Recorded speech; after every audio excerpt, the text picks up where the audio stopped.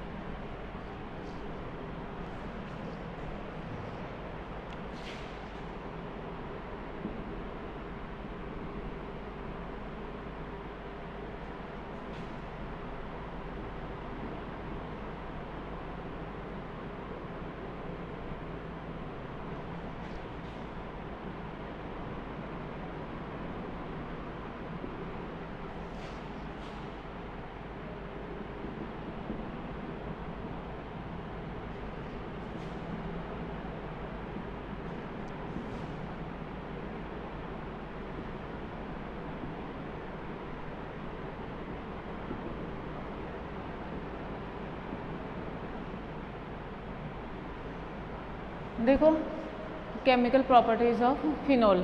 ठीक है, अब देखो इसमें मैंने आप लोगों को नॉर्मली क्या है कि जैसे बहुत सारी केमिकल प्रॉपर्टीज़ तो करा दी थी। ठीक है, अब देखो नॉर्मली क्या है कि जब इनका ऑक्सीडेशन करवाया जाता है ना। ऑक्सीडेशन का मतलब क्या होता है, ऑक्सीजन का जुड़ना। समझ रहे हो आप लोग मेरी बात है। ठीक है, जब इनका ऑक्सीडेशन करवाया जाता है तो ये नॉर्मली ऑक्सीडेशन जो रिएक्शन है ये क्या देते हैं, फिनोक्विनोन देते हैं, जिसे लाल भूरे हरे रंग के दिखाई देते हैं। ठीक है, इतना कुछ हो गया था अपना, समझ में आ रही है आप लोगों को बात है। ठीक है, अब देखो इसके नेक्स्ट रिएक्शन नॉर्मली क्या है कि जैसे अपन ये पढ़ते हैं कि जो फिनोल होता है ना, फिनोल में बेंजीन रिंग होती है, समझ में आ रही है, और बेंजीन रिंग से OH जुड़ा होता है ना। देखो इधर इस तरीके से, ये इस तरीके से होता है ना, ये वाली चीज़ समझ में आ रही है मेरी बात है। ठीक है, देखो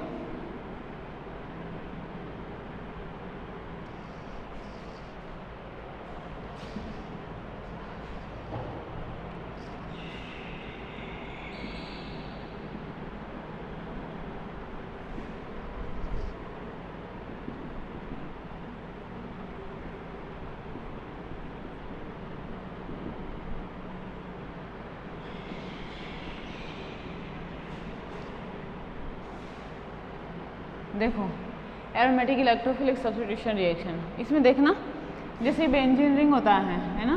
बेंजीन रिंग का तो कैरेक्टर होता है कि ये एरोमेटिक इलेक्ट्रोफिलिक सब्स्टिट्यूशन रिएक्शन दे।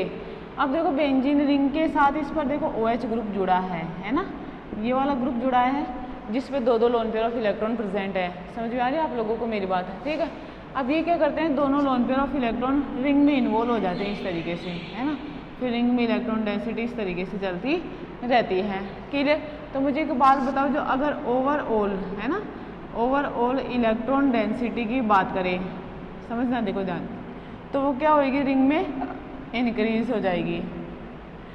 ठीक है, क्योंकि जो OH ग्रुप है वो क्या है, इलेक्ट्रॉन रिलीजिंग ग्रुप है, और कौन सा इफेक्ट शो करता है अपना, +R इफेक्ट शो करता है, रिंग में इलेक्ट्रॉन डेंसिटी देता है। तो मैं ये कहूँ इससे रिंग क्या हो जाती है, एक्टिवेट हो जाती है। क्लियर। क्या मतलब, रिंग एक्टिवेट होने का मतलब क्या है कि पहले इतना नेगेटिव चार्ज था तो अब कितना नेगेटिव चार्ज है, इतना। ठीक है, अब मुझे एक बात बताओ, जो इलेक्ट्रोफाइल होता है वो कहाँ अटैक करता है, इसके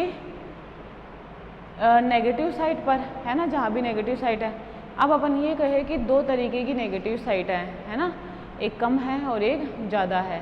तो पहला अटैक मतलब जब अपन अटैक करेंगे इलेक्ट्रोफाइल का, तो वो कहाँ करेंगे, नॉर्मली वहाँ करेंगे जहाँ पर नेगेटिव चार्ज ज़्यादा होगा। समझ में आ रही है मेरी बात है। ठीक है, तो देखो पहले तो अकेली जैसे बेंजीन रिंग थी इस तरीके से, है ना, ये था पहले तो ये वाला चीज़ थी, दूसरी ये वाली चीज़ हो गई, तो ये ज़्यादा एक्टिवेट हो गई ना। समझ में आ रही है मेरी बात? इस पर इलेक्ट्रॉन डेंसिटी ज़्यादा हो गई और इस पर इलेक्ट्रॉन डेंसिटी कम हो गई। अब ये कहे कि इलेक्ट्रोफाइल को छोड़ दिया जाए और कहे कि दोनों में से किस पर रिएक्शन करना है, तो मुझे एक बात बताओ, वो पहले फिनोल पर रिएक्शन करेगा क्या? समझ में आ रही? फिनोल पर रिएक्शन करेगा और इलेक्ट्रोफिलिक सब्स्टिट्यूशन रिएक्शन देगा। क्लियर क्या? और क्योंकि मैंने लिखा है aromatic electrophilic substitution reaction because of phenol is also aromatic compound. Clear क्या? So also behave as a benzene. ठीक है, तो कैसा रिएक्शन देगा? एरोमेटिक इलेक्ट्रोफिलिक सब्स्टिट्यूशन रिएक्शन देगा। और जो रेट होगा फिनोल का towards aromatic electrophilic substitution reaction, वो भी क्या होगा? बेंजीन से ज़्यादा होगा। समझ में आ रही है आप लोगों को मेरी बात? ठीक है, वो भी क्या होगा? बेंजीन से ज़्यादा होगा because of phenol is a more activate as compare to benzene. ठीक है, जो रिंग होती है उसकी। अब देखो इलेक्ट्रोफिलिक सब्स्टिट्यूशन रिएक्शन अगर ये दे तो वो कहाँ से देगा? रिंग से देगा, क्योंकि रिंग का ही तो प्रॉपर्टी है ये। नॉर्मली OH ग्रुप की थोड़ी प्रॉपर्टी है, और OH ग्रुप तो नॉर्मल रिएक्शन देता भी नहीं है। क्यों नहीं देता है?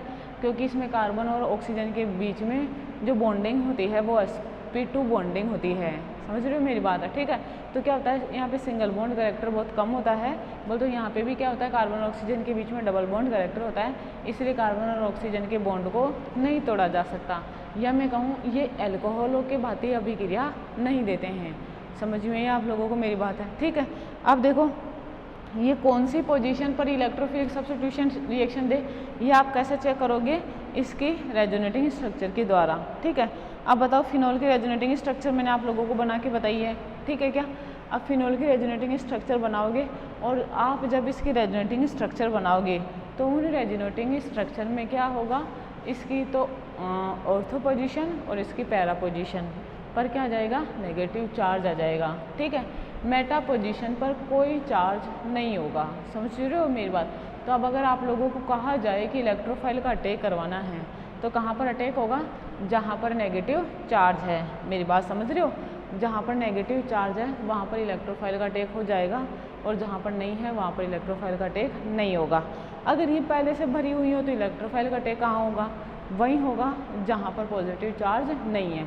मतलब मैं ये कहूँ या तो वहाँ होएगा जहाँ पर नेगेटिव चार्ज है, या मैं ये कहूँ वहाँ होएगा जहाँ पर कोई चार्ज नहीं है। क्योंकि देखो पॉजिटिव चार्ज वाले कार्बन पर अटैक करने से तो अच्छा है वहाँ करे जहाँ पर पॉजिटिव चार्ज नहीं है, और इससे भी अच्छा क्या है? वहाँ करे जहाँ पर नेगेटिव चार्ज नहीं है। समझ में आ रही है? तो ये क्या करता है? इस प्रकार इलेक्ट्रोफिलिक सब्स्टिट्यूशन रिएक्शन देता है। ठीक है, अब देखो फिनोल के, अब ये कोई बेंजीन रिंग तो है नहीं, है ना? फिनोल कोई बेंजीन रिंग तो है नहीं, ये इसकी क्या कहलाती है? इप्सो पोजीशन कहलाती है। ठीक है, तो बताओ इप्सो पोजीशन के रेस्पेक्ट में अपन देखते हैं कि इसकी ऑर्थो कौन सी है, इसकी पैरा कौन सी है। समझ रहे हो आप लोग मेरी बात है? ठीक है, तो ऑर्थो पर और पैरा पर मुझे एक बात बताओ, ये अगर ये प्लस R इफेक्ट शो कर रहा है तो R इफेक्ट के कारण, ये मेसोमेरिक इफेक्ट के कारण ऑर्थो पोजीशन पर नेगेटिव चार्ज आता है और पैरा पोजीशन पर नेगेटिव चार्ज आता है। तो बताओ आने वाले जो इलेक्ट्रोफाइल का अटैक है वो कहाँ पर होगा? या तो इसकी ऑर्थो पोजीशन पर होएगा या फिर पैरा पोजीशन पर होएगा, और वही प्रोडक्ट क्या बनेगा? मेजर प्रोडक्ट के रूप में बनेगा। अगर अपन इलेक्ट्रोफाइल एक्सिस में ले लें, या फिर इलेक्ट्रोफाइल की टेंडेंसी रिएक्शन करने की ज़्यादा हो, है ना, मोर इलेक्ट्रोफिलिक नेचर रखता हो, तो क्या होएगा? एक ऑर्थो या एक पैरा पर इलेक्ट्रोफाइल का अटैक ना होके जितनी भी ऑर्थो और जितनी भी पैरा है उन सब पर क्या हो जाएगा? इलेक्ट्रोफाइल का अटैक हो जाएगा। क्लियर ये वाली बात है? समझ में मेरी बात? तो अब देखो क्या है, 1 बाय 1 जो इसकी electrophilic aromatic electrophilic substitution reaction है ना, वो दी हुई है आप लोगों के सिलेबस में। ठीक है, तो देखो उनको रटने से तो कोई मतलब है नहीं, कितनी सारी रिएक्शन है, कितनी याद करोगे, है ना?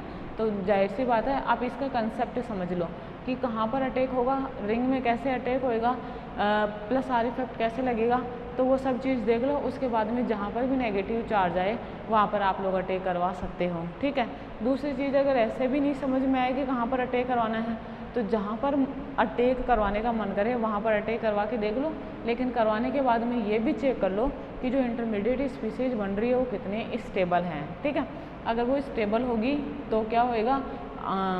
होएगी वो रिएक्शन, उस पोजीशन पर अटैक हो सकता है। अगर वो स्टेबल नहीं है तो अटैक नहीं होगा। क्लियर ये वाली बात है? ठीक है, इस तरीके से करवानी है। ये होती है फिनोल की एरोमेटिक इलेक्ट्रोफिलिक सब्स्टिट्यूशन रिएक्शन। ठीक है, अब देखो उसमें पहली रिएक्शन क्या है, हेलोजिनेशन है ना। एरोमेटिक इलेक्ट्रोफिलिक सब्स्टिट्यूशन रिएक्शन में क्या है, हेलोजिनेशन ऑफ फिनोल।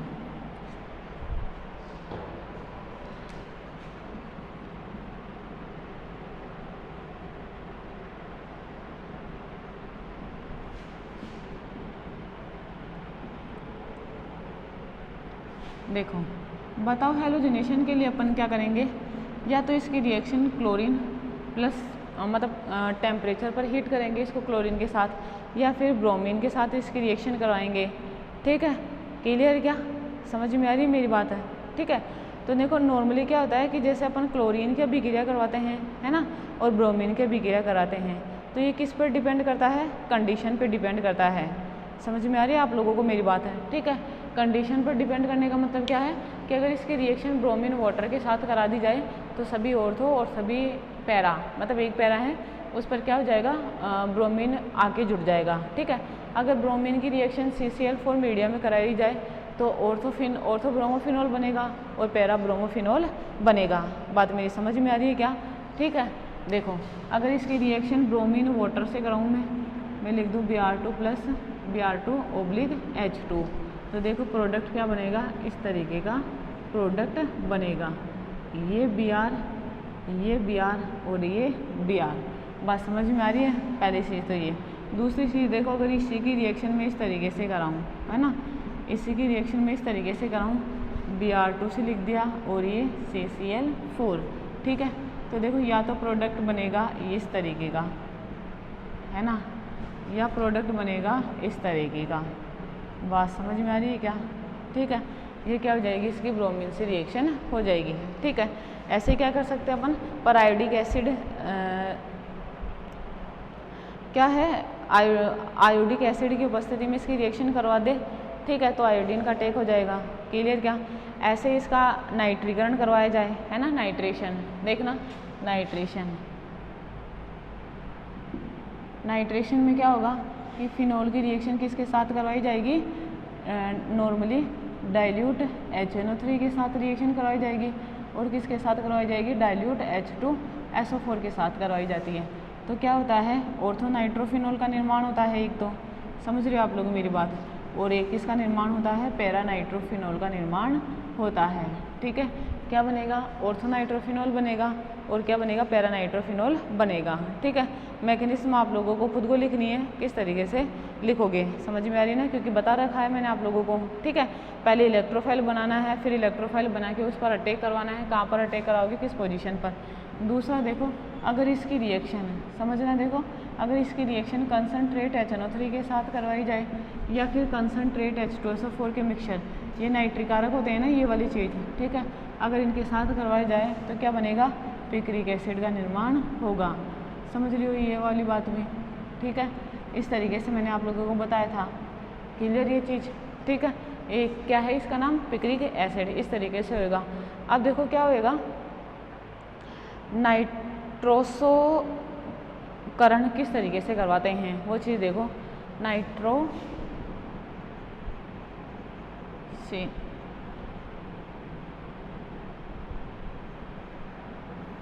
देखो नाइट्रोसीकरण है ना, इसके लिए देखो क्या करते हैं,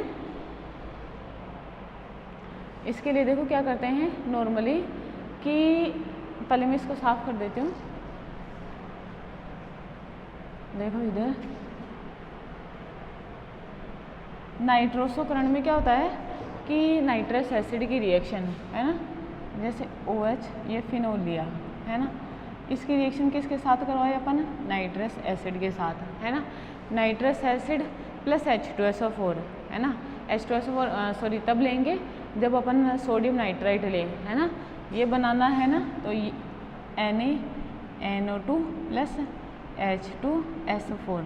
ठीक है, इसका मिक्सचर लिया जाता है, और मिक्सचर अगर इसका लिया जाए ठीक है तो क्या बनेगा, पैरा नाइट्रोसोफिनोल है ना, और क्या बनेगा, ऑर्थो नाइट्रोसोफिनोल। ठीक है, क्या बन गया, पैरा नाइट्रोसोफिनोल, और क्या बन गया, ऑर्थो नाइट्रोसोफिनोल। बात मेरी समझ में आ रही है क्या। ठीक है, देखो इधर ये क्या है, पैरा नाइट्रोसोफिनोल, है ना। ये क्या है, ऑर्थो नाइट्रोसोफिनोल। बात क्लियर, ठीक है। देखो बना ऑर्थो नाइट्रोसोफिनोल या पैरा नाइट्रोसोफिनोल, ठीक है।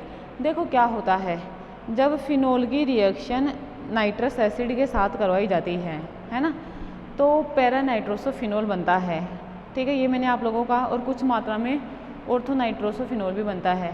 पैरा नाइट्रोसोफिनोल टॉटोमेरिज में शो करता है और क्यूनोन मोनोऑक्सिम का निर्माण करता है, ठीक है, जो वापस फिनोल के साथ रिएक्शन करता है और phenol indophenol hydrogen sulphate in the presence of H2SO4 का निर्माण करता है। अगर उसमें वाटर ऐड किया जाए, मतलब उसे डाइल्यूट किया जाए, तो वो क्या करता है, रेड कलर का सॉल्यूशन देता है, और अगर उसमें NaOH डाला जाए तो वो ब्लू कलर का सॉल्यूशन देता है। बात समझ में आ रही है मेरी, ठीक है। ये क्या कहलाता है, लीबरमान नाइट्रोसो टेस्ट कहलाता है, और इसका यूज़ अपन कहाँ पे करते हैं, फिनोलों के आइडेंटिफिकेशन के लिए करते हैं, ठीक है। मतलब जो नाइट्रोसोकरण भी क्रिया है उसका उपयोग फिनोलों के आइडेंटिफिकेशन के लिए किया जाता है कि फिनोलिक ग्रुप प्रेजेंट है या नहीं है। समझ में आ रही मेरी बात, ठीक है। टेस्ट कैसे करेंगे कि जब इसकी रिएक्शन, फिनोल की रिएक्शन नाइट्रस एसिड के साथ, या मैं कहूँ सोडियम नाइट्राइट H2SO4 के मिक्सचर के साथ करवाई जाती है, तो मुख्य उत्पाद बोले तो मेन प्रोडक्ट के रूप में पैरा नाइट्रोसोफिनोल बनता है। वो नॉर्मली क्या करता है, ऑक्सिम का निर्माण करता है बाय द टोटोमेरिज्म, ठीक है। और दोनों में क्या होता है, डायनेमिक इक्विलिब्रियम होता है। समझ में आ रही मेरी बात है। इसका निर्माण करेगा फिनोन मोनो ऑक्सिम का निर्माण करेगा, क्लियर। अब फिनोन मोनो ऑक्सिम का अगर वापस से देख, मुझे एक बात बताओ, जब अपन इसका नाइट्रोसोकरण करवाते हैं तो ऐसा तो नहीं है कि सभी की सभी फिनोल हैं वो पैरा नाइट्रोसोफिनोल या ऑर्थो नाइट्रोफिनोल में कन्वर्ट हो जाती है, ऐसा नहीं होता ना। कुछ मात्रा में उसमें फिनोल बची रहती है। समझ में आ रही। तो क्या होगा, उसका जो ऑक्सिम है वो इससे रिएक्शन करेगा, क्लियर क्या, और एक लार्ज कॉम्प्लेक्स का निर्माण करेगा जिसे क्या कहते हैं, फिनोल इंडोफिनोल हाइड्रोजन सल्फेट, ठीक है, जो या तो बहुत ज़्यादा blue colour, dark blue colour का होता है या ग्रीन कलर का होता है। अगर उसमें H2O मिलाया जाए तो वो रेड कलर का दिखाई देगा, और अगर उसमें NaOH मिलाया जाए तो वो किस कलर का दिखाई देगा, ब्लू कलर का दिखाई देगा। ये क्या कहलाता है, लीबरमान नाइट्रोसो टेस्ट कहलाता है, क्लियर ये वाली चीज़, ठीक है। देखो नेक्स्ट इसमें देखना, जैसे मैं ये बना प्रोडक्ट, मेन प्रोडक्ट, जैसे ये बना OH और ये इस तरीके से N डबल बॉन्ड O, देखना ज़रा, ये इधर आया, ये इधर आया, और ये इधर, ये इधर। समझ रहे हो आप लोग मेरी बात है, ठीक है। तो मुझे एक बात बताओ, ऑक्सीजन जो डबल बॉन्ड था ये OH में कन्वर्ट हो गया है ना। इसका देखो, लिखो इसको डबल बॉन्ड, है ना। इस ऑक्सीजन को H+ फॉर्म में इधर भेजा, तो देखो इस तरीके से ये बॉन्ड इधर आया, ये इधर, डबल बॉन्ड NOH, ठीक है। इसका नाम क्या है, क्यूनोन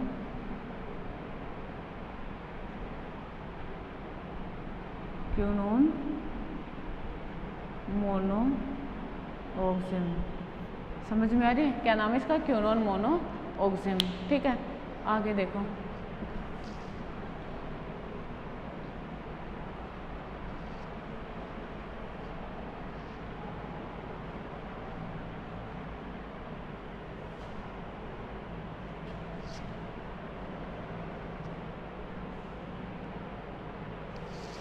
अब देखना ये फिनोल के साथ रिएक्शन करे,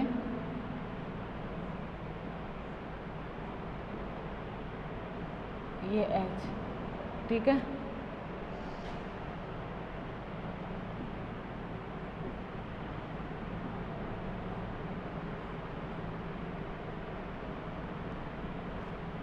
ठीक, ये इस तरीके से है ना, ये H2 बाहर,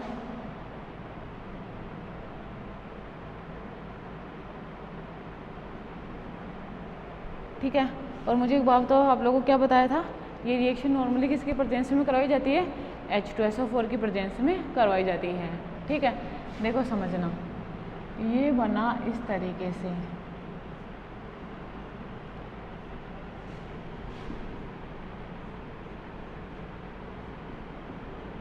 ठीक है, बताओ H2SO4 ले, है ना, तो क्या होएगा, H+ डोनेट करेगा, देखो वो H+ आके यहाँ पे जुड़ जाता है। ठीक है, क्लियर। और यहाँ पे बचा रहेगा HSO4- आयन। क्लियर ये चीज़। ठीक है, एक सॉल्ट बन गया ना ये H2SO4 की प्रेजेंस में। ठीक है, इसे क्या कहते हैं, फिनोल इंडोफिनोल हाइड्रोजन सल्फेट। इसका नाम क्या है, फिनोल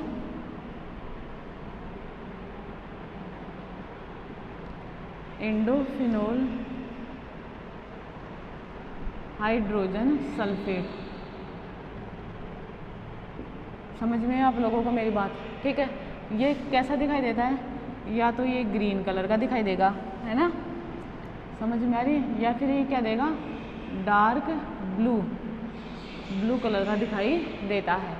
क्लियर ये चीज़। ठीक है, अब देखो आगे इसमें, अगर इसमें H2O डाला जाए, है ना, अगर इसमें H2O डाला जाए, मतलब फिनोल इंडोफिनोल को अगर डाइल्यूट किया जाए, ठीक है, तो डाइल्यूट करेंगे तो क्या होएगा, नॉर्मली H2O अब यहाँ पे बेस का काम करेगा, तो क्या बन जाएगा, ये इस तरीके से, ये ऐसे N डबल बॉन्ड ये बन जाएगा। ठीक है, ये कैसा रंग का दिखाई देगा, रेड कलर। समझ में आप लोगों को बात, ये कैसा दिखाई देगा, रेड कलर का दिखाई देगा। ठीक, अब उसके बाद में देखो इसमें क्या डाला जाता है, NaOH डाला जाता है। ठीक है, अब NaOH क्या करेगा, एसिड बेस रिएक्शन देगा, है ना, न्यूक्लियोफाइल का टेक तो कहीं हो नहीं सकता, एसिड बेस रिएक्शन दिया और H+ को ले लिया, है ना, फिनोलिक H+ को लेगा, तो ये माइनस ये इस तरीके से, ये ऐसे, ये ऐसे। समझ में आया आप लोगों को बात। बताओ ये Na+, ये कैसा रंग का दिखाई देगा, ब्लू कलर का दिखाई देगा। बोलते हैं कैसा कॉम्प्लेक्स है, ब्लू कलर कॉम्प्लेक्स कहलाता है। ये रिएक्शन क्या कहलाती है, लीबरमान नाइट्रोसो टेस्ट। ठीक है, और इस रिएक्शन का यूज़ अपन कहाँ करते हैं, यूज़ करते हैं for the identification for the identification of phenol.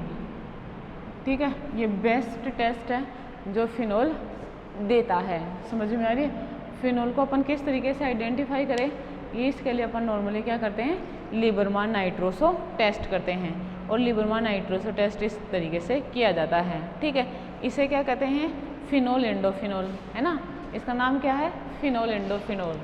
नाम भी लिखना है आप लोगों को, फिनोल इंडोफिनोल, है ना, और इसका नाम क्या है, क्या बोलोगे इसे, फिनोल इंडोफिनोल।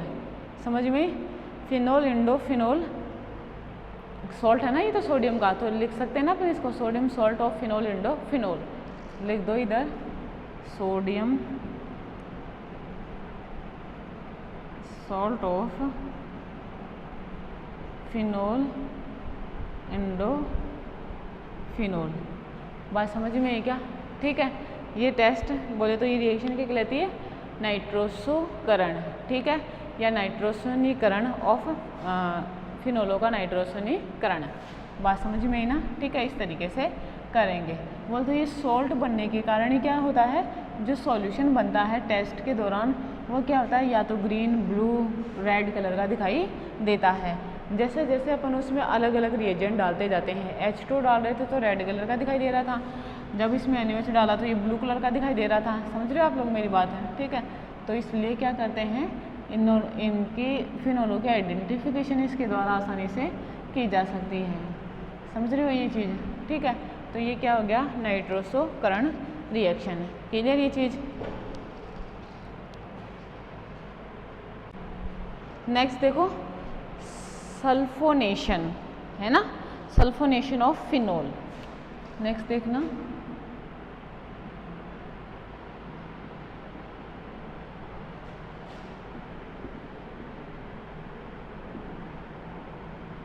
Sulphonation of phenol. ठीक है, देखो फिनोल का सल्फोनेशन मतलब सल्फोनिक ग्रुप का बेंजीन रिंग पर जुड़ना क्या कहलाता है? सल्फोनेशन कहलाता है। ठीक है, अब देखो जो फिनोल का सल्फोनेशन है वो टेम्परेचर डिपेंडेंट होता है ना। Temperature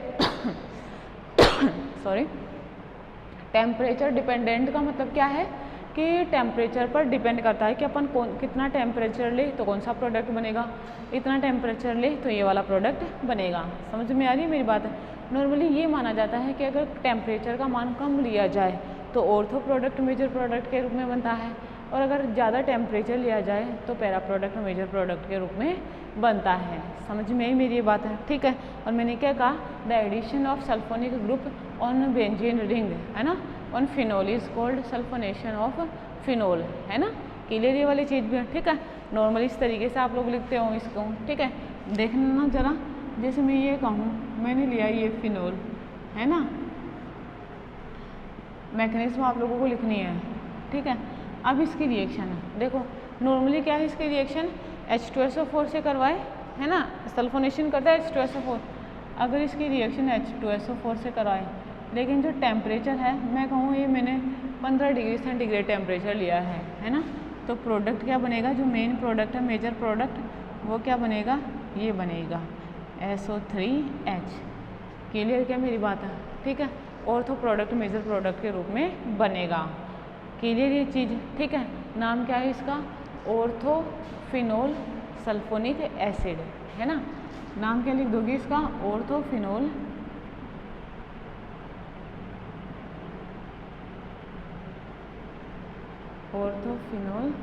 sulphonic acid. क्लियर ये मेरी बात है? ठीक है, और नॉर्मली क्या है, आप इसका नाम कैसे लिख सकते हो? ऑर्थो हाइड्रोक्सी, ये भी लिख सकते हो। ठीक है, इस तरीके से भी, या ज़्यादा सही तो यही होगा, आप लोग लिखो ऑर्थो हाइड्रोक्सी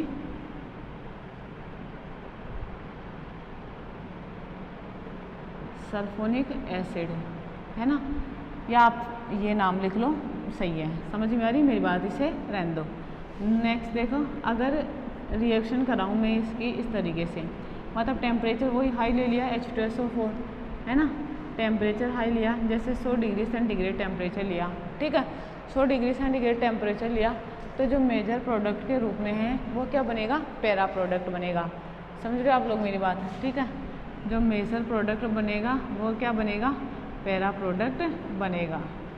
ठीक है, तो इसका नाम लिख दूँ मैं, पैराफिनोल सल्फोनिक एसिड, है ना, पैराफिनोल सल्फोनिक एसिड।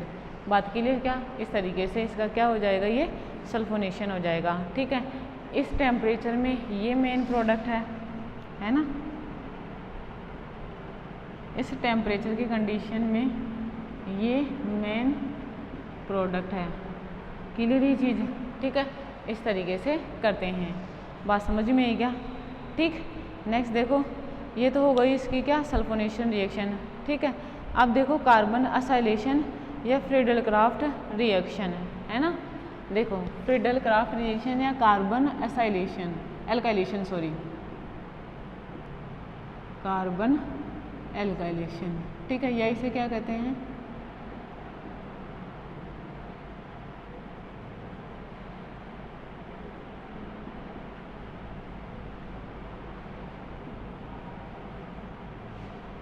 देखो फ्रीडल क्राफ्ट रिएक्शन या फ्रीडल क्राफ्ट एल्काइलेशन। ठीक है, एक ही चीज़ होती है।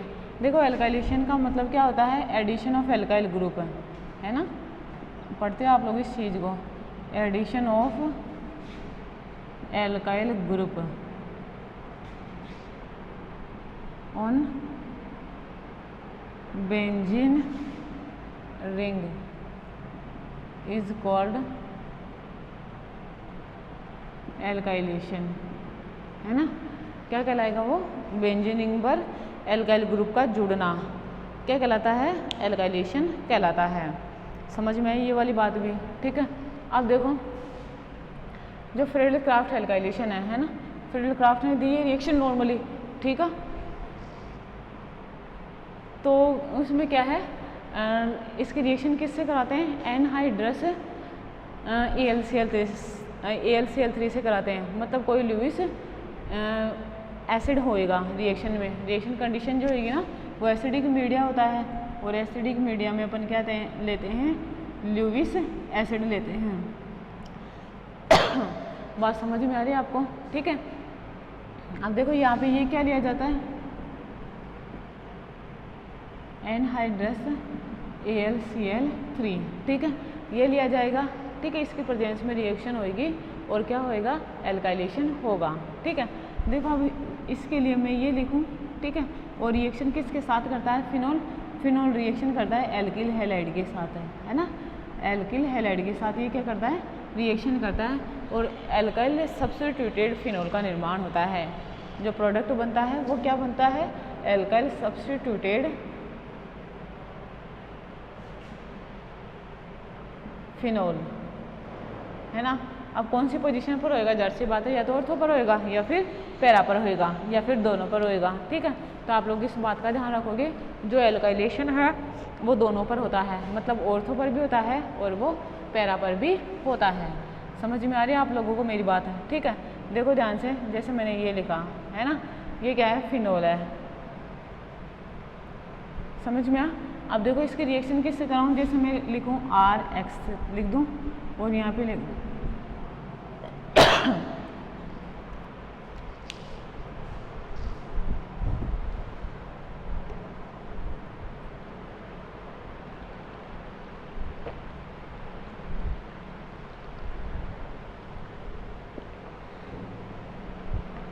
देखो इधर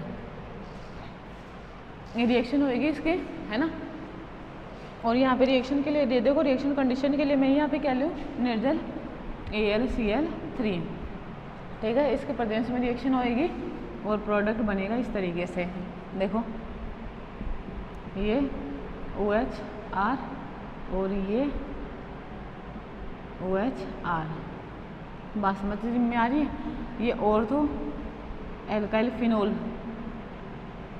है ना, ये क्या है, पैरा एल्काइल फिनोल, बात समझ में, ऑर्थो एल्काइल फिनोल और पैरा एल्काइल फिनोल। ठीक है, अब मैकेनिज्म किस तरीके से होती है, मेन चीज़ तो क्या है इसकी, मैकेनिज्म है ना। मैकेनिज्म आप लोगों को आनी चाहिए। मैकेनिज्म बिना कोई मतलब नहीं है, रिएक्शन आपको कितनी याद है कितनी याद नहीं है। ठीक है, देखो मैकेनिज्म देखना है ध्यान से, मैं लिख रही हूँ, जैसे मैंने लिखा ये फिनोल, सबसे पहले तो एनहाइड्रस AlCl3 लिया, ये क्या होता है, ल्यूविस एसिड होता है। ठीक है, क्योंकि ऑक्टेट अनकम्प्लीट है, ऑक्टेट अनकम्प्लीट है तो अटैक कहाँ करेगा, जहाँ पर इलेक्ट्रॉन डेंसिटी ज़्यादा होगी। ठीक है, क्या बना AlCl3, ये माइनस आ गया, समझ में आप लोगों को बात, ये प्लस चार्ज आ गया इस पर, और ये इस तरीके से। ठीक है, अब यहाँ से क्या होता है, HCl बाहर चल जाएगा और क्या बनेगा, AlCl2, ये बचा और ये रिएक्शन हुई। समझ में आ रही मेरी बात है? ठीक है, इस तरीके से होएगा, क्लियर? ठीक है, इस तरीके से ये क्लोरो एल्यूमिनियम सॉल्ट का निर्माण हो जाएगा, है ना। ये क्या है, क्लोरो एल्यूमिनियम सॉल्ट,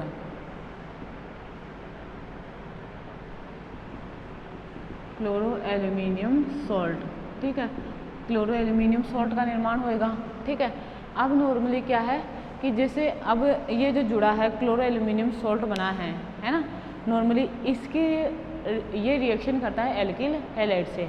समझ रहे हो आप लोग मेरी बात है? ठीक है, कैसे रिएक्शन करेगा देखना ज़रा, जैसे ये लिया है ना, तो ये RX, ठीक, ये इधर गया, ये इधर, और इसका टेक हुआ R पर, और ये X बाहर, है ना। अब जैसे ये X को मैं Cl ले लूँ, RCl ले लूँ, ठीक है, तो देखो क्या बनेगा, oxygen double bond AlCl2 plus H और ये R, समझ रहे हो आप लोग मेरी बात, है ना, और ये बॉन्ड ऐसे, ये बॉन्ड ऐसे, क्लियर ये चीज़? ठीक है, अब देखो इस पर तो खुद पर ही पॉजिटिव चार्ज आ गया, तो इस पर अटैक होएगा इस Cl माइनस का, है ना।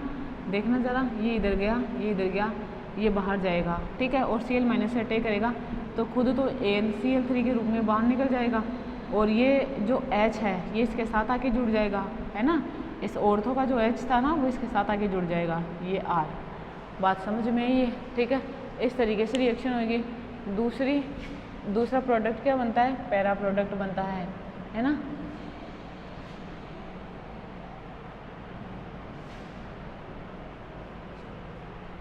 देखो पैरा प्रोडक्ट बने तो इसमें देखो रिएक्शन इसकी इस तरीके से करवाई, जैसे ये क्या है AlCl2 ये बना था, है ना। ये इसको ऐसे लिखा प्लस RCl लिखा, है ना। देखो ये बॉन्ड पेयर ऐसे आए, ये ऐसे आए, ये ऐसे आए, इसका इस पर अटैक हुआ और ये बाहर, ठीक है। ऐसा हुआ तो देखो क्या हुआ, ये डबल बॉन्ड AlCl2 ये पॉजिटिव चार्ज, ठीक है। अब ये रिएक्शन इस तरीके से, ये बॉन्ड ऐसे, ये बॉन्ड ऐसे, ये H और ये R ये बना, ठीक है। अब देखो ये इस तरीके से मूव करा, ये इधर मूव करा, ये इधर मूव करा, है ना। इधर देखो अब आगे Cl माइनस था ना पहले से, तो ये तो AlCl3 के रूप में बाहर निकल जाएगा, H प्लस ऊपर जाके जुड़ जाएगा, तो ये इस तरीके से प्रोडक्ट की फॉर्मेशन होगी। ये क्या है, पैरा एल्काइल फिनोल, ठीक है। किसी भी तरीके से अपन कर सकते हैं, ठीक है। अब आप लोगों को एक रिएक्शन दे रही हूँ, ये आप लोग खुद करना।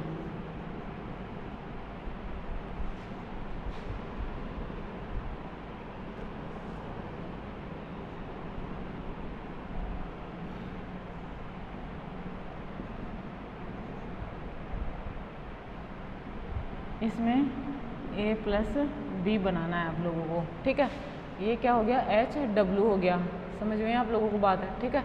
ये क्या करना है आप लोगों को खुद से करना है, ठीक। चलो आगे, ठीक है।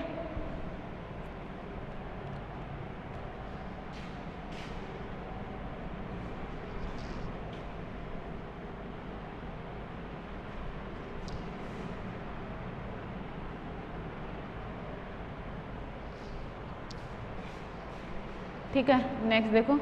अब क्या होता है कि जो फ्रीडल-क्राफ्ट एल्काइलेशन अपन करवाते हैं, है ना।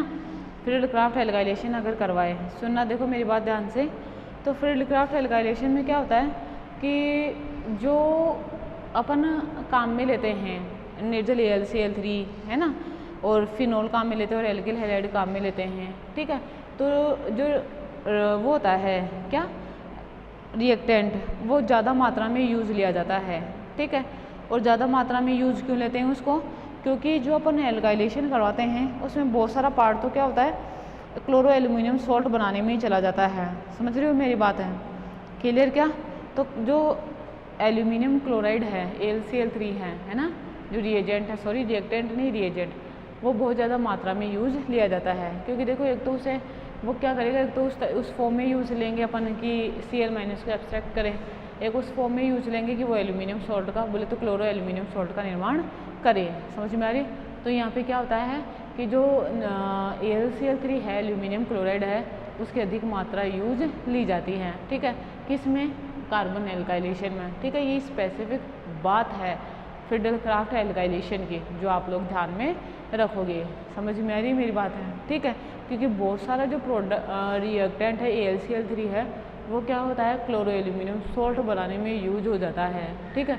इसलिए जो प्रोडक्ट बनता है ये भी इतना ज़्यादा नहीं बन पाता है। जैसे अपन ये कहें ना कि जैसे अपन ने 100 मोल फिनोल के लिए थे, ठीक है, तो 50 मोल ऑर्थो के बनने चाहिए थे, 50 मोल पैरा के बनने चाहिए थे। ऐसा नहीं होता है, क्योंकि क्या होता है कि जो क्लोरो एल्यूमिनियम सॉल्ट है उसकी मात्रा बढ़ जाती है, इसलिए प्रोडक्ट के बनने की जो संभावना है वो क्या हो जाती है, कम हो जाती है। और दूसरा क्या होता है, जो क्लोरो एल्यूमिनियम सॉल्ट होता है वो वापस रिवर्स रिएक्शन भी देता है, और रिवर्स रिएक्शन से क्या कर लेता है, वापस फिनॉल का निर्माण कर लेता है। इसलिए निर्जल AlCl3 की फ्रीडल-क्राफ्ट एल्काइलेशन में अधिक मात्रा में आवश्यकता होती है। इस बात का भी आप लोग ध्यान में रखोगे, क्लियर ये चीज़, ठीक है। अब देखो फ्रीडल-क्राफ्ट एसाइलेशन है ना, या मैं कहूँ कार्बन एसाइलेशन। कार्बन एसाइलेशन क्यों बोल रहे हैं उसे, कार्बन एल्किलीकरण क्यों बोल रहे हैं, क्योंकि जो फ्रीडल-क्राफ्ट रिएक्शन है, बोले तो जो एल्काइलेशन या एसाइलेशन जिसमें होता है, ठीक है, वो नॉर्मली देखो क्या होता है, मोर इलेक्ट्रोनेगेटिव साइड पर होगा। तो यहाँ पर ऑक्सीजन भी तो मोर इलेक्ट्रोनेगेटिव साइड है, तो वहाँ पर ना हो, इसलिए AlCl3 वहाँ पे जुड़ा। समझ रहे हो आप लोग मेरी बात? इसलिए अपन बोल रहे हैं कार्बन एल्काइलेशन और कार्बन असाइलेशन, है ना। अब देखो कार्बन असाइलेशन, ठीक है। अब बताओ असाइलेशन कहते किसे हैं? असाइल ग्रुप का जोड़ना क्या कहलाता है? असाइलेशन कहलाता है, ठीक है। वही रिएक्शन नॉर्मली क्या होगी कि अगर फिनोल की रिएक्शन एनहाइड्रस AlCl3 की प्रेजेंस में एसिड एनहाइड्राइड या एसिड क्लोराइड से करवाई जाए तो क्या होता है? ऑर्थोहाइड्रोक्सी एसिटोफिनोन या पैराहाइड्रोक्सी एसिटोफिनोन का निर्माण, कीटोन का निर्माण होता है। क्लियर क्या मेरी बात है? ठीक है, इस तरीके से करेंगे। समझ रहे हो आप लोग मेरी बात? ठीक है। देखो इसके लिए क्या होता है? फिनोल की रिएक्शन किसके साथ कराए? AlCl3 की प्रेजेंस में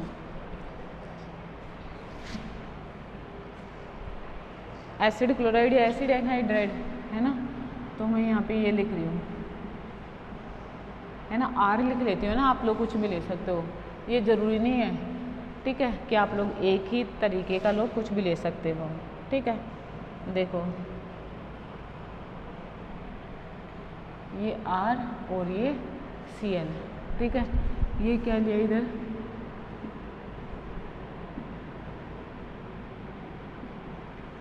इधर ये चीज़ देखो, प्रोडक्ट क्या बने?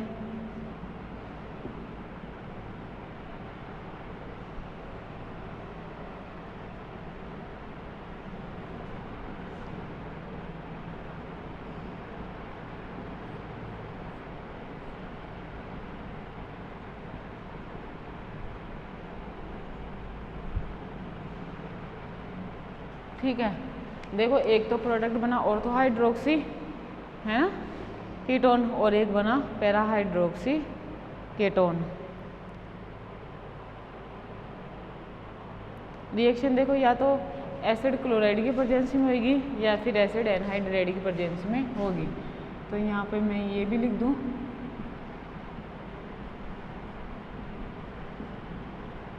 ठीक है, या तो ऊपर वाला ले लेंगे या फिर नीचे वाला ले लेंगे।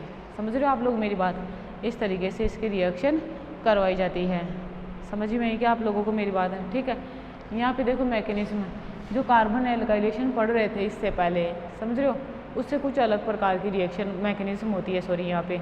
और जो एनहाइड्रस AlCl3 है उसकी भी कम मात्रा की आवश्यकता होती है as compare to Friedel Crafts alkylation.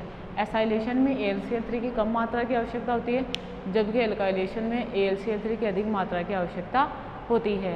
Clear ये वाली बात है? ठीक है, समझ में मेरी चीज़? ठीक है। अब देखो क्या होता है, उसका रीज़न मैंने आप लोगों को बताया कि उसमें अधिक मात्रा की आवश्यकता क्यों होती है। ठीक है, इसमें क्यों होती है? क्योंकि इसमें किसी प्रकार का कोई एल्यूमिनियम सॉल्ट नहीं बनता है, पहली बात तो। ठीक है, उसमें बनता है तो मोस्ट ऑफ तो AlCl3 उसी में यूज़ हो जाता है। समझ रहे हो मेरी बात? ठीक है, और वो वापस क्या होता है, कन्वर्टिव हो जाता है किसमें? फिनोल में। ठीक है, इसलिए वहाँ पे जितना अपन डिज़ायर प्रोडक्ट जो सोचते हैं एक तो वो नहीं मिलता है ना, और जो अपन चाहते हैं कि ये ही बने, ठीक है, जो रिएक्टेंट अपन यूज़ लेते हैं उससे नॉर्मली कई बार ऐसा होता है कि कोई दूसरे ही प्रकार का प्रोडक्ट का निर्माण हो जाता है। वो जो रिएक्शन दी थी आप लोगों को वो करना आप लोगों को खुद को पता पड़ जाएगा। ठीक है, देखो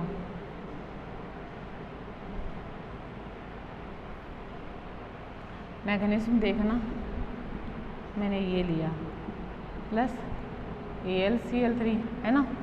मुझे एक बात बताओ, ये क्या करेगा? अपना ल्यूइस एसिडिक नेचर है उसको शो करेगा? शो करे तो कहाँ अटैक करेगा? ल्यूइस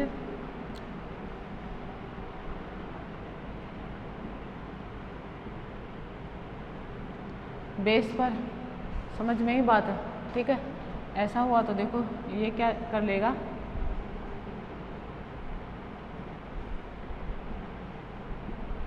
अपना इलेक्ट्रॉन पेयर लेगा। इलेक्ट्रॉन पेयर लिया तो ये बना पॉजिटिव चार्ज AlCl4-। समझ में आप लोगों को बात? ठीक है, अब देखो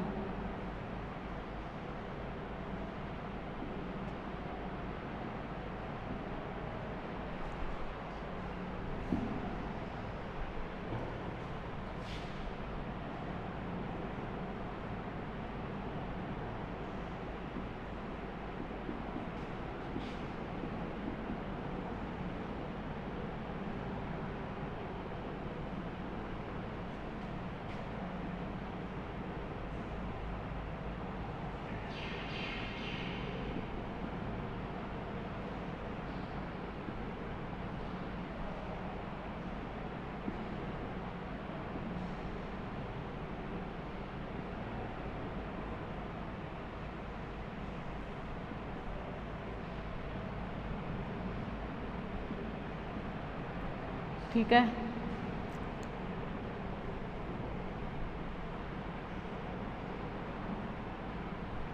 क्लियरली एक तो प्रोडक्ट ये बना, दूसरा देखना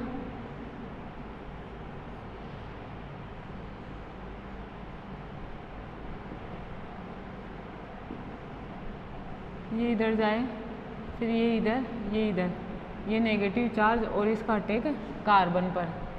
समझ में ये वाली बात भी, ठीक है। ऐसा हो तो देखो क्या बनेगा, ये इस तरीके से। बताओ ये प्लस चार्ज है ना, ये इधर आया, ये H और ये COR। अब देखो ये इधर गया, ये इधर गया और ये इधर। ऐसा हो तो ये OH, ये इस तरीके से COR।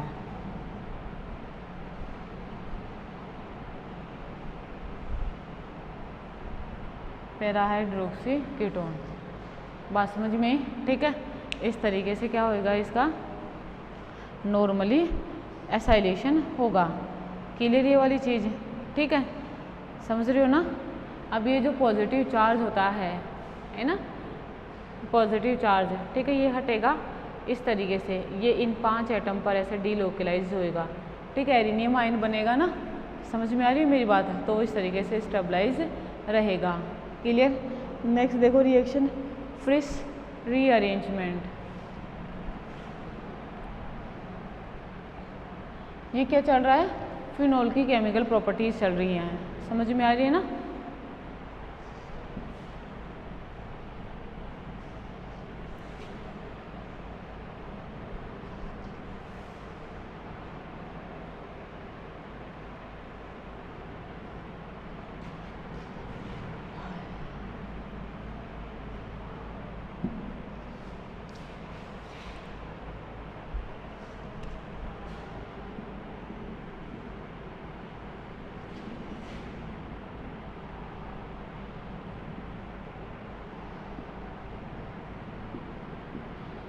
देखो फ्रिस रीअरेंजमेंट,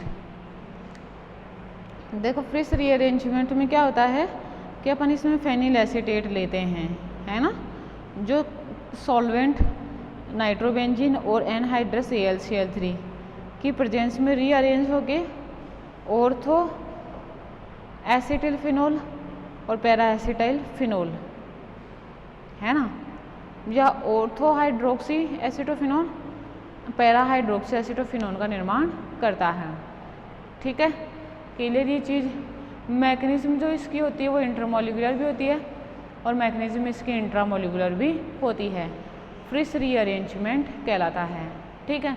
तो मुझे एक बात बताओ, सबसे पहले तो ऐसा तो होता नहीं है ना कि जो फेनिल एसीटेट है वो नॉर्मली बना हुआ हो, ऐसा नहीं होता है। उसे नॉर्मल कंडीशन पे जब भी अपने को चाहिए होता है वो बनाया जाता है। कैसे बनाएंगे, जब फिनोल की रिएक्शन एसिड क्लोराइड, है ना, फिनोल की रिएक्शन जब एसिड क्लोराइड के साथ करवाई जाती है तो फेनिल एसीटेट का निर्माण होता है, मतलब ऑक्सीजन एसाइलेशन होता है, ठीक है। जब अपन कुछ एनहाइड्रस AlCl3 ले ही नहीं रहे हैं तो ऑक्सीजन को बाइंड कौन करेगा, कोई बाइंड नहीं करेगा। समझ में आ रही, Cl को लेगा कौन, कोई नहीं ले पाएगा। समझ में आ रही है मेरी बात, ठीक है। इस कारण क्या होता है, ऑर्थो एसाइलेशन होता है। क्लियर ये वाली चीज़, ठीक है।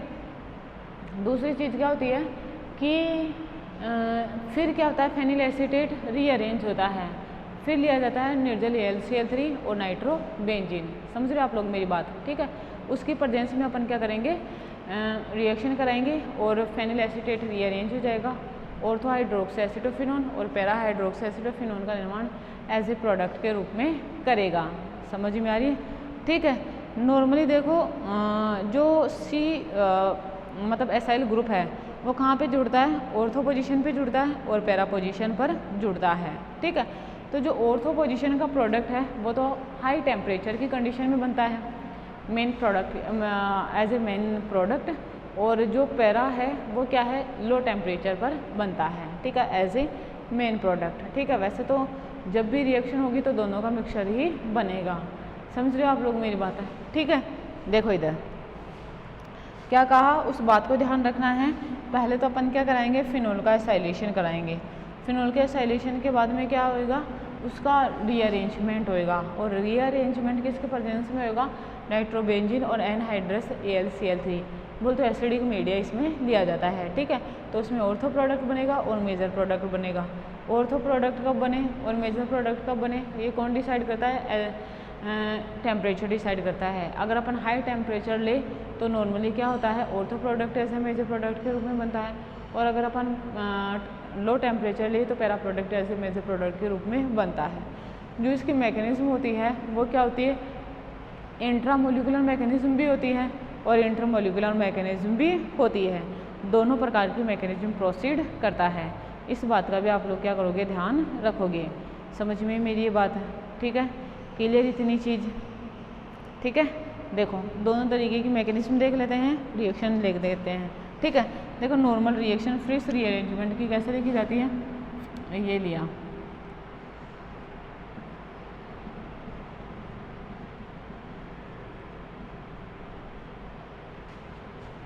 रिएक्शन करवाई, क्या बना,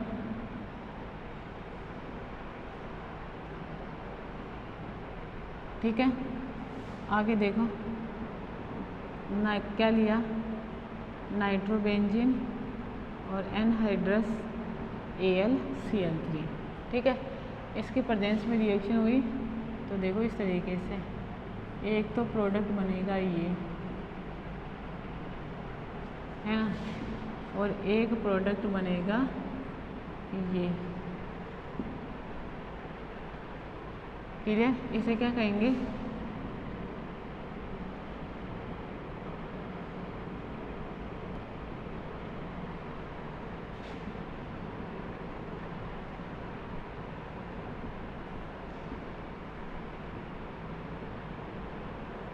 ortho hydroxy acetophenone, para hydroxy acetophenone. ये क्या बना,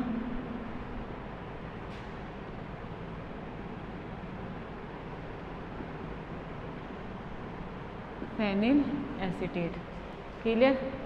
ये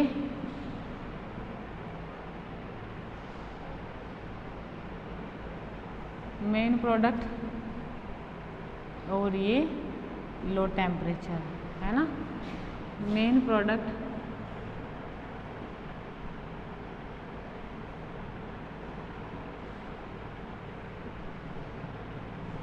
हाई टेम्परेचर, ठीक है, दोनों बनेंगे, क्लियर क्या मेरी बात, ठीक है।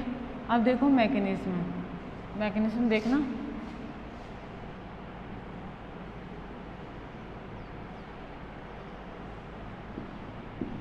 देखो मैकेनिज्म मैंने क्या कहा, इंटरमोलिकुलर भी होती है मैकेनिज्म और इंट्रामोलिकुलर भी होती है, समझ में, ठीक है।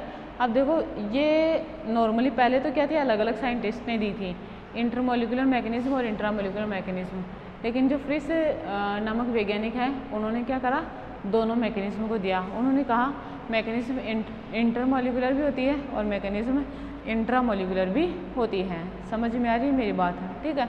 तो पहले देख लेते हैं अंतराणुक हाइड्रोजन बॉन्ड, अंतराणुक मैकेनिज्म, और उसके बाद में देख लेते हैं अंतराणुक मैकेनिज्म, ठीक है, किस तरीके से प्रोसीड होती है, ठीक है। देखो पहले अंतराणुक, ठीक है, देखो इधर इसके लिए क्या करा, ये लिया, ये इसी तरीके से है, प्लस AlCl3, है ना। ये बताओ ल्यूइस एसिड होता है तो अटैक कहाँ करेगा, इलेक्ट्रॉन रिच स्पीसीज पर। तो देखो इसको मैं ऐसे लिख दूँ,